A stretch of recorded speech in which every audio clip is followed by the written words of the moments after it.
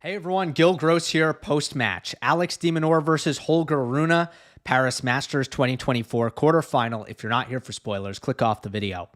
Rune takes this one in 3 very competitive sets, and Holger is through to the Paris semis again. These are 2 players who I was really interested in coming into the week. De Minaur, of course, looking at the race.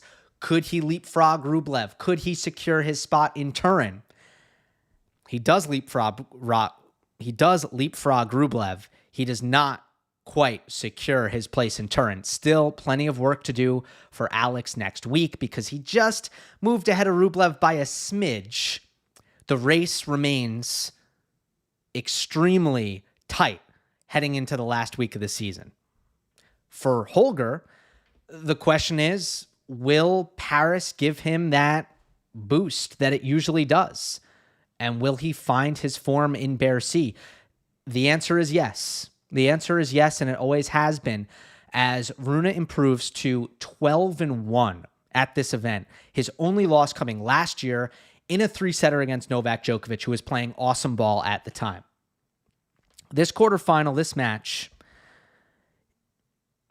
it was very patterned in terms of who was having success when. You look at the rally length stats, they tell you a pretty clear picture. 0 through 4 shot rallies, Holger has the advantage 60-42. 5+ rallies, de Minaur has it 45-33. And it's not difficult to explain why you had the discrepancy in 0 through 4 shot points. And the answer is the serving. The serving was an enormous gulf between the 2 players, as it was one of the areas in Rune's game that was really, really impressive, particularly just when it comes to his spot serving and his precision. And he ends up making 67% of his first serves in, but I felt like he was really picking corners, finding that short angle on the deuce side, particularly throughout the first set, ramping up the speeds a little bit in the third set and not losing all that much for percentage, and also being pretty clinical, reliable, and aggressive on the +1, taking advantage of these speedy conditions and jumping on de Minaur with the early serve +1 firepower. And on the other side, de Minaur served terribly, and that's part of the contrast here. The 2 sets that Alex lost, the first set and the third set, Demon served 42% and 46% respectively. So Rune was getting a consistent dose of second serve looks. And that was always going to make things kind of tough on Alex.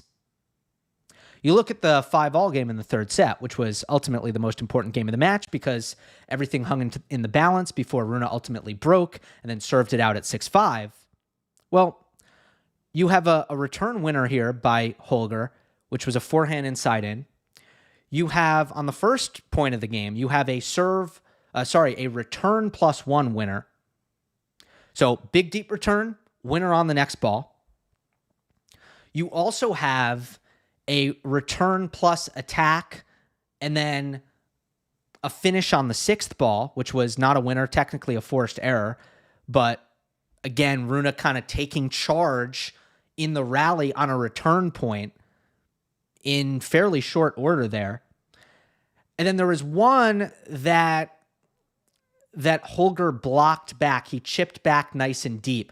It was a very kind of neutral start to the point. And they ended up playing a very long rally, and Rune actually won that one. And yes, de Minaur won the majority of them, but as I want to talk about, Holger didn't get completely destroyed in the long rallies. At least he didn't get as destroyed in the long rallies as de Minaur did in the short rallies. And that's kind of where Holger won the match. But just to put a bow on the serving thing, for me, if you're de Minaur, you can't serve that badly in these quick conditions and beat someone as good as Rune unless Holger is going to give you some help in the baseline rallies. And this is where I flip it around and look at kind of what was happening from the back of the court here, because I felt Holger was very solid. He was not giving de Minaur the ability to really, truly dominate from the back of the court because he was a little bit too tough defensively, I thought, for Minaur to be able to pull that off. Yeah. Rune, defensive. Like, I felt he was patient. I thought he was willing to use his legs and work the point. He was willing to engage with Minaur physically in the baseline rallies. And if there's a critique for Holger and the way he was playing these rallies, it's actually not that he was lacking discipline or too erratic. You'd probably have to go the other way, and you look at some of the times, and this happens with Rune, sometimes he tries to kind of lock it down, and he ends up like hitting a bunch of short balls. And I kind of want to tell him, like, hey, just because you're playing patient, like, still let's hit the ball, like, let's maintain our quality and keep some depth. So that would be the critique. But ultimately, I'm not here to critique. I'm here to compliment. And I thought Rune's patience was great here. And crucially, it's a good thing to do against Minaur, particularly when you're taking pace off the ball. And that's ultimately what Holger ended up doing. Sometimes it was just on his neutral trade, he'd just take pace off, and it just made it difficult for Minaur, who is more and more trying to be proactive, made it difficult for him to find openings, made it difficult for him to use the pace coming in, which he uses so well, to kind of make his redirections. Because if you're really gunning the ball at Alex, if you're feeding him pace, that's where he has an easier time countering and delivering damage from the back of the court. But when you're kind of slow balling him on the backhand, he can't really put enough on the ball to hurt you.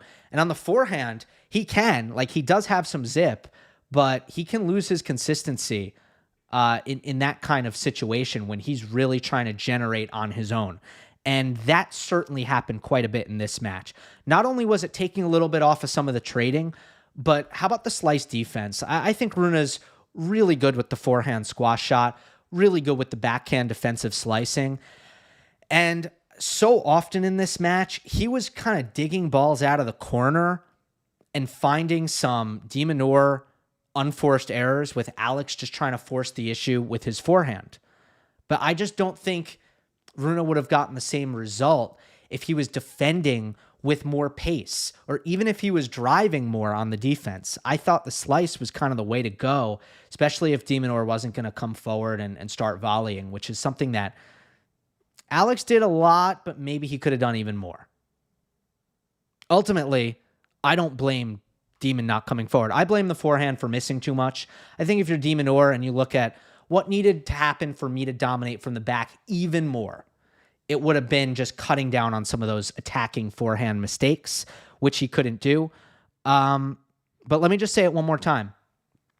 Rune taking pace off the ball in various situations and him willing to be patient, being selective about when to pull the trigger for the most part. We'll get into when he stopped, when he kind of got away from that. That was really crucial for Rune to stay competitive in those long rallies. And if we're talking about tactics and we're talking about Rune playing smart, we should mention now that Lars Christensen was back in the box for him. And I just want to say that's the man you want to see there. If you're not aware, Lars is pretty much the architect of Rune's original rise.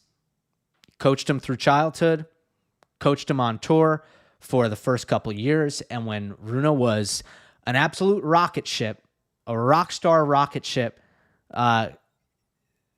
who was on a crazy trajectory, it was Lars Christensen.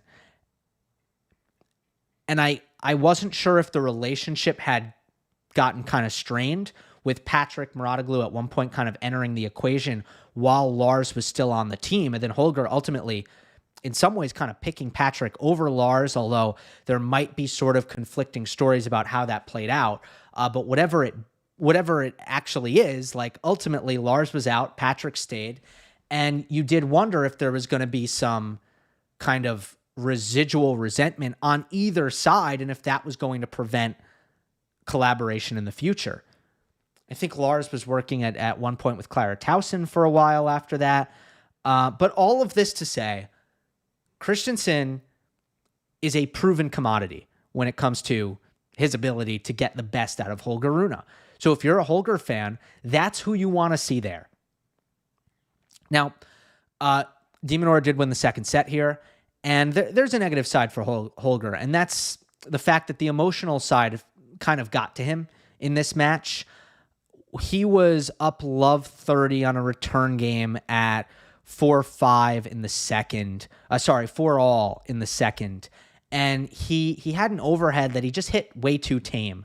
He really should have won the point. He was in great position to win the point. And de Minaur, credit to him, he used his speed, he used his scrambling, and he came up with a forehand winner cross court on the tail end of it.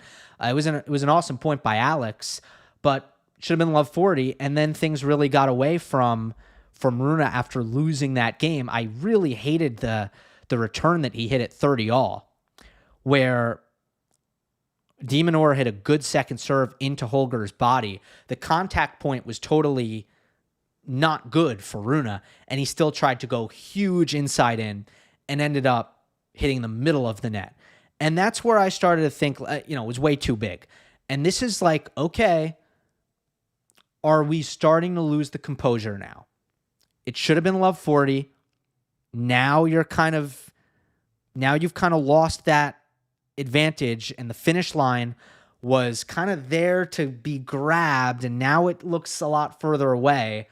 What's going to happen after de Minaur hits an ace on the next point and holds for 4-5? Well, what happens is Rune gets broken at 15 in the next game, loses the second set, and it was really clear that the focus just went away there, and the frustration set in, and the decision-making wasn't the same. So, look, this is still kind of a defect in Rune's game.